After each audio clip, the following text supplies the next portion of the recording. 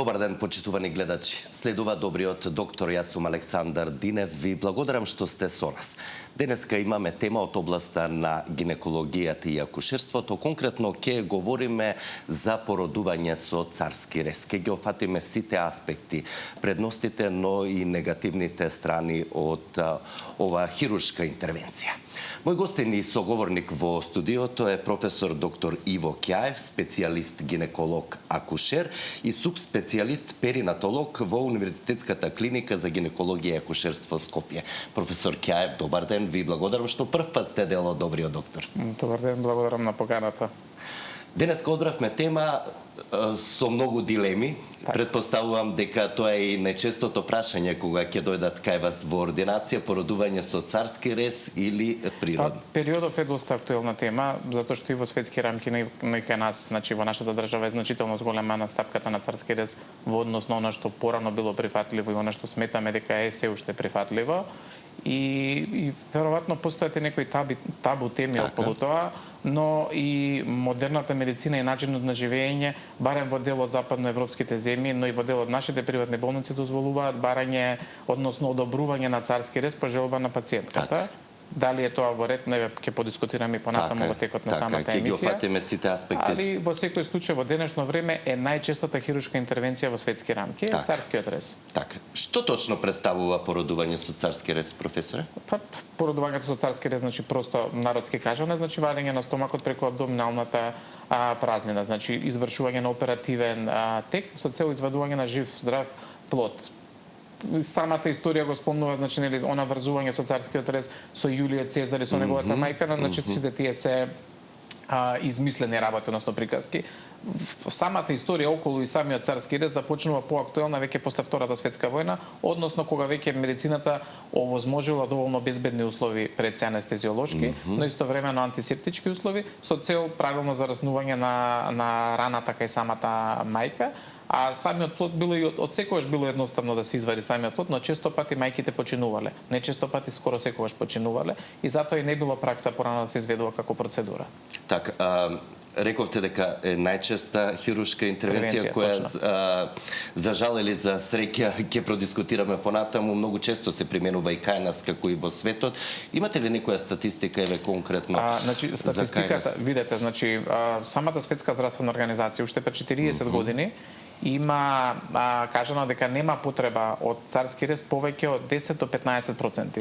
Во меѓувреме на тие статистики до некаде е променета според последните неколку години начала, али 20% е онаа стапка која што се смета дека нема да допринесе, ако е повеќе од таа стапка, за подобар морбидитет, морталитет и кај мајката, но и кај плодовите.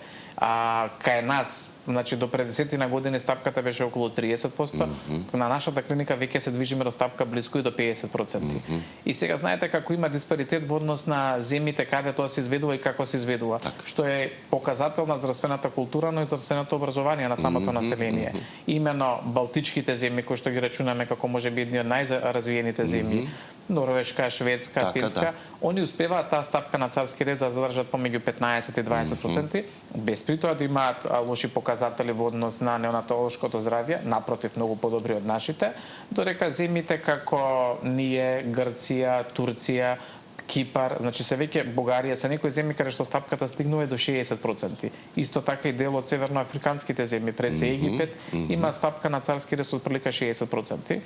По мене е сосема погрешно, но веќе се тоа е кога веќе ќе се влезе во тие бројки, многу е тешко да се намалат тие бројки. Така, но убаво рековте 15 до 20% е неопходно да се изведе царскиот рез. Неопходно е за да добиеме здрави потомства. Значи тоа е она што медицината го докажува и го покажала.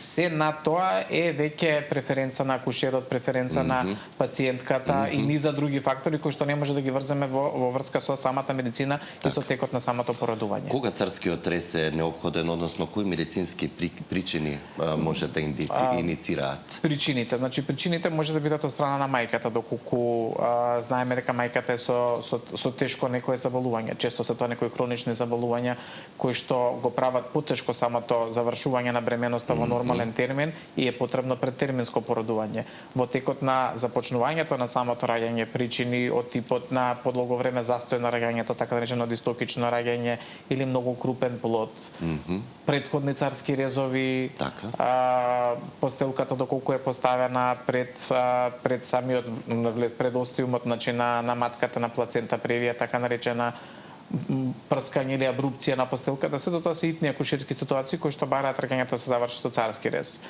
Али често пати, барем кај нас на клиника можеби се уште не е тоа така, али често пати барем во дел од другите установи го има навлегување на врата на пациентката и каже јас не сакам болки да трпам, сакам да се породам со царски рез. Так. И ние како клиника и не воопшто државата има за цел тоа да го намали, односно пред се трошокот е многу голем и во болнички денови, но истовремено и во користењето на ресурси за царскиот рез, онаму каде што не е неопходно. Така. Направени се повеќе едукации, повеќе протоколи во однос на тоа како би требало да се води раѓањето. Од скоро време, од секојаш кај нас на клиниката имала епидурална аналгезија, но сега е дозволено, односно секоја пациентка која ќе дојде во болница може да побара епидурална аналгезија, се разбира во консултација со одговорниот лекар кој што го води раѓањето и се разбира анестезиологот, но некој работи со цел да се олесни оној прак од кој што најчесто они се плашат, односно болката, дали ќе ме боли, колку ќе трае, како ќе трае. Порано луѓето раѓале и повеќе денови. Сега во денешно време е многу потешко вие да им објасните на луѓето дека раѓањето може да трае ден и два и три и сосема нормално да заврши. Сите кои ќе дојдат во болница или кои ќе се прими, она првото прашање се породили, кога ќе се породи, кога ќе биде, и тоа создава еден притисок и на самиот лекар кој што го води раѓањето, на персоналот кој што работи во родилна сала и односно што работи акушерство, но и кај самата пациентка. Така е. Професоре, има ли разлика помеѓу итен царски рез и еве однапред планиран, односно елективен, по желба на пациентка? Знаете како, значи итниот царски рез се изведува кога е веќе започнато породувањето, кога сметаме дека има акутна причина што побрзо се заврши раѓањето, пред се да се спаси животот на плодот, односно да нема никакви последици по неговиот понатамошен развој. А елективниот царски рез, самото име кажува, значи е нешто што е претходно договорено. Идеално е тоа да се направи во 39-та гестацијска недела, кога сметаме дека плодот е способен за надворешни услови за живење без дополнителна помош, и тоа се прави кај одредени случаи кога веќе знаеме дали тоа ќе биде кај пациентки кои што имале 2 или 3 царски реза претходно, кај пациентки кои што имаат историја на други заболувања. Сите тие работи и она претходно е припремена, но истовремено и лекарите кои што ја вршат интервенцијата го знаат тоа и состава на оперативен програм. Додека она што ме прашавте во однос на итниот царски рез, тоа се изведува, односно се прави кога е веќе започнато самото породување. И тогаш некоја акушерска причина нас не принудува да влеземе во операциона сала и на тој начин да го завршиме раѓањето. Така, во една од причините, како најчеста причина е стравот и болката, која споменавте зашто најчесто жените се одлучуваат или избираат ваков начин на породување. Што друго е причина според вас, професоре? Знаете како дела и козметскиот момент, односно естетскиот. Естетскиот, да речеме така, значи они не сакаат да ги видат промените, не сакаат раѓање вагинално, страфиме како ќе се изведе тоа вагинално раѓање, рачунаат дека е многу поедноставно да се направи мал рез и да се извади бебето, па после со таа бикини линија воопшто ништо не се приметува, отколку да биде тоа спонтано раѓање, па страфим од моментот кој што може да настапи дефекација во текот на самото породување. Стравот е едноставно причина кај голем дел од пациентките. Па колку ќе ја боли, како се тоа ќе го поднесе, па евентуално доколку се направи епизиотомија, како ќе се шие, како ќе се зарасне сето тоа. Имено затоа не имаме и школа за трудниците кај нас на клиниката, каде што и се повеќе трудници запишуваат, кои што сите тие работи можат со време да ги видат и они самите како советувалиште токму така и самите да видат што е побезбедно за нив, што е побезбедно за нивното бебе и да донесат правилна одлука. Така. Но од друга страна, кои се реалните причини за планираниот царски рез? Во дел од реалните причини. И постојат ли реални причини? Реална причина за планиран, односно за елективен царски рез, да, ви ги спомнав, значи тоа се претходни операции, отварање на матката, некои потешки интервенции кои што се случиле кај пациентката, дали тоа биле фрактури, дали биле собраќајки, од различен тип на повреди. Дали станува збор за тешки заболувања, кардиоваскуларни, коморбидитети, точно, значи тежок диабет, не лесно контролиран, во кој што ние самите условите ги избираме за да го завршиме раѓањето, за тоа да не се случи во непланиран период кога нема доволно искусни колеги присутни, дежурни анестезиологи, неонатолози и слично. Тоа е тоа кога е планирано. А она по желба на пациентката е веќе тоа е дискутабилен моментот, она кога ќе дојде во болница, кој ќе го побара.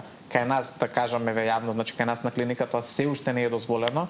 Се надевам дека и нема да биде баш така дозволено. Во другите установи не можам да тврдам како функционира сето тоа, но во секој случај не мислам дека е правиот начин на раѓање. Така, еве тука да ги споменеме и ризиците за мајката, кои се краткорочните или долгорочни ризици. Значи самото едноставно е операција, значи буквално колку и да го сваќа сето тоа некој наивно е операција, значи се прима анестетик, се отвара абдоменот, се влегува во абдоминалната празнина, постои можност од повреда на уретерите, мочните канали, на мочниот меур, на цревото, постои можност потешко зараснување на местото, инфекции, раната тешко да зарасне. Она што другото голем дел од пациентките го знаат и го пратат, значи освен лузната што останува, осеќаат промена на временските услови, осеќаат затегање. Тоа се нормални последици, затоа што е сепак операција, за разлика од вагиналното породување, кое што е многу поприродно и многу поедноставно. Самото лежење во болница, пред кој ги спомнавме во однос на трошоците, лежењето кога се извршува царски рез е минимум 3 дена, додека со спонтано породување по 24 часа пациентката веќе може и дома да си отиде, и да се грижи за новороденчето. Така, да ги слушнеме прашањата и од нашите гледачи, односно гледачки, почитувани во програма, сте повелете. Добар ден. Добар ден, ве слушаме. Се јавувам од Кочани, бремена сум за 4-то. Така. Првите 3 ги родив природно, но сега за 4-то ми кажуваат дека било поголемо за 2 недели и дека требало да се изврши царски рез. Така. Некој совет од докторот ако може. Во кој месец од бременоста сте? Молим? Во кој месец од бременоста сте? Моментално сум 8. Така. Во ред ќе добиете секако совети, препораки и конкретен одговор на вашето прашање. Секој е добро, господјо.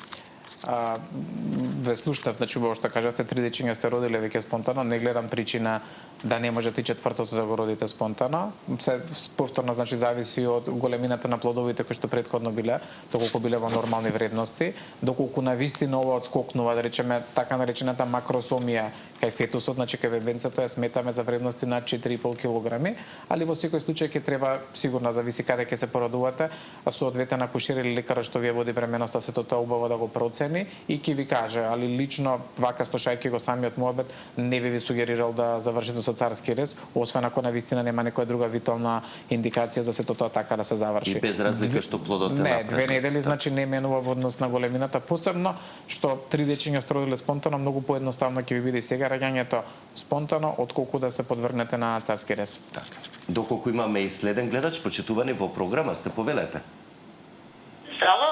Здраво, ве слушаме, во програма сте повелете со прашање. Да ви кажам, имам еден голема жалост за детенце. За чупенце се работи и за Љупка Велјановска. Ко бев на бременоста, секој месеци одов на гинеколог, на преглед, витамини, се што требаше да си земам како мајка. Си го чував ко очи 9 месеци чупенцето. Ко дојди дено да го раѓам, ми го тргна со вакуум и со врка во вратот. Чупето ми добие енцефалопатија, оштетување во мозокот. Оштетување. И странство го носим и ми кажа, зошто во Македонија и оштетува току дечиња и бараме донации за странство да го лечиме. Така, ве разбирам, да, сочувствувам и со вас, да, не знам што да ви одговорам, да, имате право и како пациент има инспекции каде што може да реагирате или претходно сте поднеле за да се направи ревизија на тој случај. Ви посакувам секое добро, господјо, и вам и на вашето детенце. Доколку имам и следен гледач? Ало, здраво. Здраво, ве слушаме. Здраво, чавам од Гоштивар. Сакам да прашам докторот нешто. Повелете. Сопругата ми е бремена, 32 недела, сега уште 2 дена ќе влезе. Така. Ова му е пета бременост. Три бремености ги породи децава нормално, четвртата ја породи со царски рез. Така. Сега петата бременост, матичниот гинеколог му вика дека може да се породи на 36-та недела. Ви објасни Исто зошто? со царски рез. Разликата е измеѓу последното дете и сега бременоста 3,5 години. Исто ви препорачал матичниот гинеколог да се породи и петата бременост со царски рез, така? Како што ве разбравме. Да, на 36-та недела. Така. Причините дали ви ги кажа зошто толку рано би се породила? Мислам пред термин. Па пошто докторката се плаши на некои компликации, не да го сходен сега, пошто таа прима клексани, цела бременост ја прима, клексаните ги примат. Во ред, ке добиете совети и препораки од професор Кјаев. Секој е добро, господине, и вам и на членовите од вашето семејство. Значи, ако три дечиња има родено спонтано, спомнавте дека едното детенце родено со царски рез, може да се обидете во нашата институција и спонтано да се породи вашата сопруга доколку сакате, во секој случај.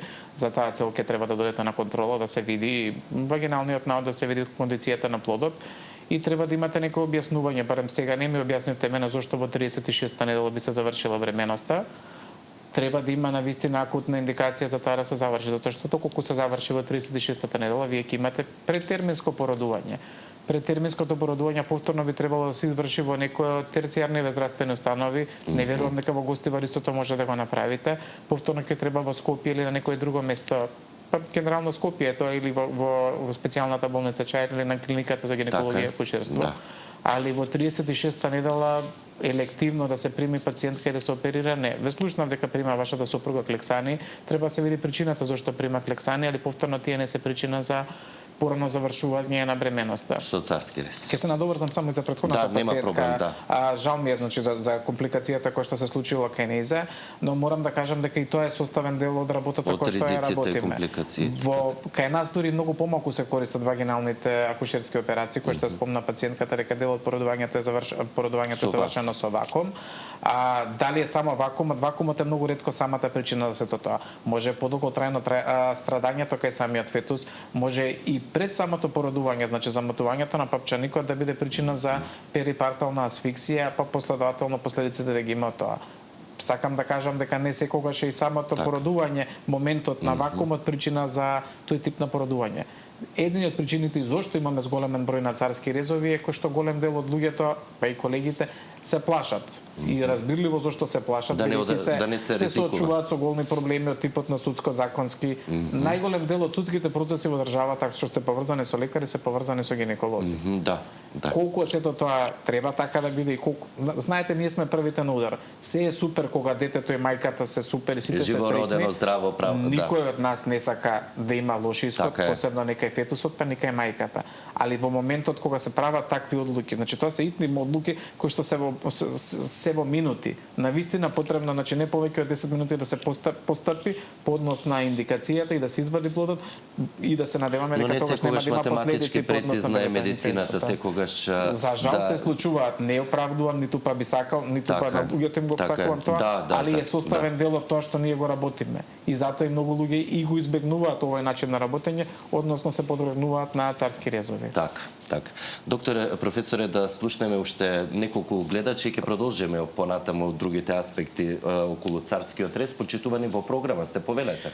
Ало, добар ден. Добар ден, ве слушаме. Поздрав до докторот, поздрав и до водителот. Поздрав. Во 2018 година во Штипската болница породи се ќерката, здрава, права, без никакви болести на неа, со добра бременост цело време. Роди ми здраво, право, машко внуче. Слушнаме се после тоа како си мамо, како си добро мамо, еве средијаме добро, одмарај, викам утре ќе дојдеме да те видиме. За бајлето од здравото доваѓамо сопруго да ме земе, вика нешто не е добро на ќерката. Јас не знам што се случува. И само кога отиде доаѓа директорот на болницата и ми вика која е мајката, јас, вашата ќерка почина. Викам, кога? Викам, Забајле. Докторе, ја не знам што се е случило. Дали, ајде да кажам дека докторката е била со неа цело време. Па немаше ли други телефонот до детето да ни обвеста дека кога е се случила состојбата и што е случено од Забајле до вечер со неа. Така. Ја разбирам. Брава девојчето, значи сама си објави на Facebook, сама си послуша се со сите. Породувањето со царски рез ли беше? Судските работи не ги сакам, на мене не ми значат ни 10 години. Иако стоят на делото и стоят судика да го крие, мене не ми значи ништо тоа. Така. Во ред сочувствувам со вас и со вашата трагедија, да, пак еве ќе продискутираме со професор Ќаев, се случуваат и вакви ситуации. Значи не ја знаеме причината. Да. Она што го спомнате вие, дали е породувањето нормално или со царски рез.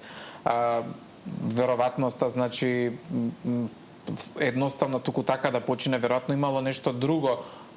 Плюс кај вашата ќерка, што може би во моментот вие не сте го знаели или може медицински се случило откако е примена ќерката ваша во болница, дали било тромбоемболиски напад или да се случило, тоа е причина за ненадејна срцева смрт или искрварување. Може би не ги знаете сите детали или може би не знаете убаво да објасните што било причината, така да многу и не можам што да се произнесам или да кажам околу вашиот случај, за жал. Так. Ќе вклучим уште само еден гледач или гледачка. Добар ден, во програма сте, повелете.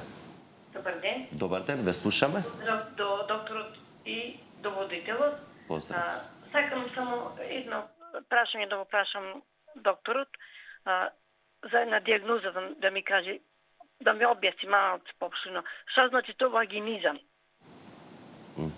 Вагинизам е, значи ви имате вагинизам, значи имате инфекција некаква вагинизам за да имате. Јас прашувам за моја внука, јас немам ништо, вагинизам значи. Што значи? Сакам да ми објасните. Не, ако, али што проблем има за да има таа дијагноза? Тоа ве прашувам, значи тоа е општа дијагноза. Не може, таа се мажи не може да има никаков однос. Значи не се нарекува таа дијагноза вагинизам. Значи во секој случај за сето ова да се докрај доиследи би ве упатил на клиниката за гинекологија и акушерство, посебно на одделот за стерилитет и за детска ендокринологија. Не знам колку години е внуката ваша, претпоставувам че има мажена, веќе е полнолетна. Да, али да појдете на одделението за стерилитет и ендокринологија да се погледа, да се видат која е причината, господи. Дали има некој недостаток во однос на гениталните органи, дали има некои други психолошки потешкоти, али треба се до тоа да се доиследи. Вака е многу општ како поем за да можам да ви кажам нешто околу тоа. Така и дали има соодветни начини за третман за да се надмине таа ситуација, секако има специјалисти кои работат токму на тој оддел за надминување, односно решавање на стерилитетот. Ви благодарам за јавувањето, секој добро и вам и на вашата внука.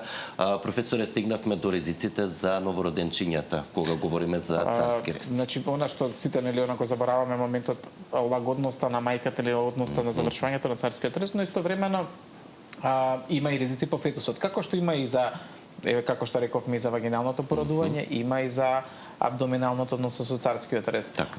Значи, студии покажале дека дечињата кои што се родени со царски рез имаат зголемена шанса од респираторен дистрес, значи потешко адаптирање на средината, бидејќи породувањето не е извршено вагинално, но истовремено долгоцежните студии покажуваат зголемена шанса за астма и обезитет кај овие дечиња, меѓу другото. Во однос на другите параметри не покажуваат разлики во развојот на самите дечиња, за да може да поврземе едно со друго во однос на начинот на породувањето, односно дека е подобро вагиналното или дека е подобро со царскиот рез. Така, како царскиот рез влијае, професоре, на идните бременности и породување? Влијанието е тоа што потребен е временски период кој што организмот треба да заздрави.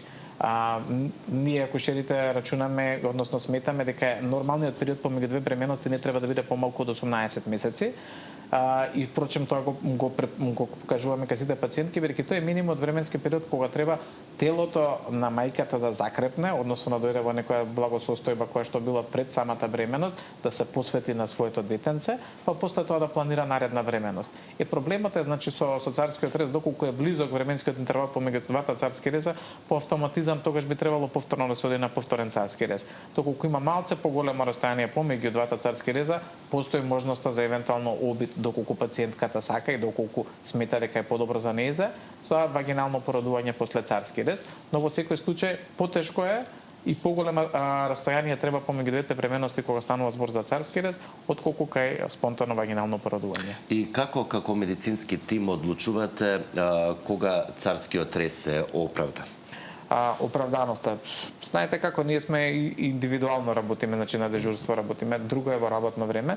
Во текот на дежурството екипата која работи го разгледува секој случај индивидуално за секоја пациентка и донесуваме заедничка одлука околу тоа како ќе биде завршено раѓањето. Вообичаено, значи тоа треба да има повеќе часови ненапредување на раѓањето, значи да нема промена во самиот вагинален наод, да има некакви потешкоти од типот на крварење на меконијална околу плодова вода, кардиотокографскиот запис да покажува страдање кај фетусот. Тие се причини во кои што ние решаваме за побрзо да се заврши раѓањето, односно да не се чека за спонтано породување, туку раѓањето да се заврши со царски рез. И како изгледа подготовката пред да се случи оваа интервенција, односно царскиот рез? Значи, како и секоја хируршка интервенција, значи влегување пред салата, перење, одредување на тимот кој што ќе работи самата интервенција, известување на анестезиолошката служба. Анестезиолозите. Значи, анестезиологот секогаш ќе погледнува пациентката или има основни видални индикации, затоа што сепак оние дават анестезија, се договараат, односно анестезиологот во комбинација со пациентката се договара во однос на начинот на анестезијата, дали тоа ќе биде спинална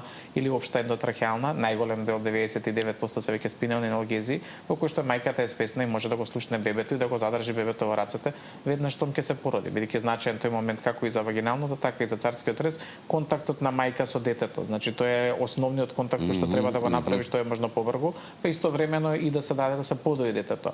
Кога се изведува царскиот рез, малку потешко се тоа да се направи, али самиот контакт мајка со дете е многу значаен да се направи во првите минути после самото породување. Така, кожа со кожа. Да, баш така. Кожа со кожа. Што треба да знае, освен контактот една родилка, односно жена во првите денови после операцијата, односно породувањето? После операцијата, она што треба да знае е дека во секој случај дека ќе има болки. Значи, колку и да се дават анестетици, колку и да се дават аналгетици, болката ќе биде присутна.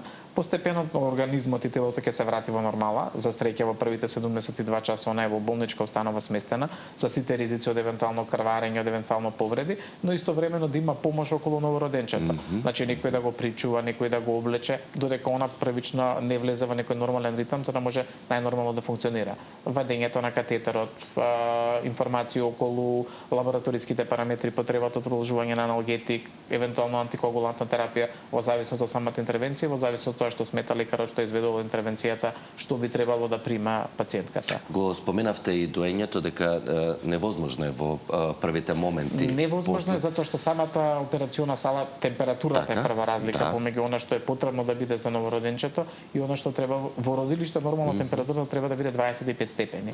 Тоа што има кај нас, али зборуваме за спонтаните породувања. Додека во операционите сали таа температура е пониска.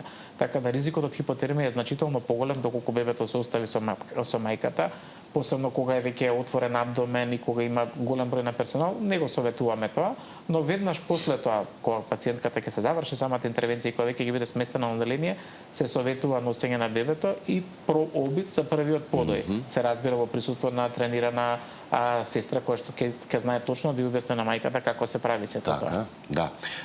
Сега, кога сме кај чувствата и стравовите, доколку станува збор за оправдан царски рез, предпоставувам и кај планираниот, односно царскиот рез по желба, постојат и кај тие жени, односно трудници, чувства на страв, колку се тие оправдани и колку се присутни пред самиот Знаете, зафат. значи во дел, значи повторно е тоа хирургија. Значи и луѓето ги прашате што дадат на хирургија од друга причина, најчесто значи од Еве најосновните слепо црево да го.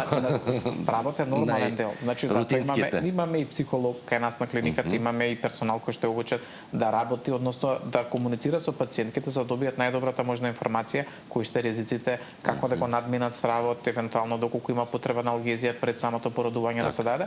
Во секој случај се оправдани стравовите. Сепак е интервенција која што се работи, која што носи своји ризици. Така. Исто така кога се подготвував најдов на некои коментари дека некои мајки се чувствуваат помалку мајки ако оправдано биле породени со царски рез. Што би им порачале? Дали е тоа навистина мајка е така? мајка, значи на крајот на денот и на нас и на секој гинеколог што работи, значи во јавно или во приватно здравство ми е важно да бидат среќни мајката и детето. Најмалку е битно значи начинот како ќе се заврши раѓањето.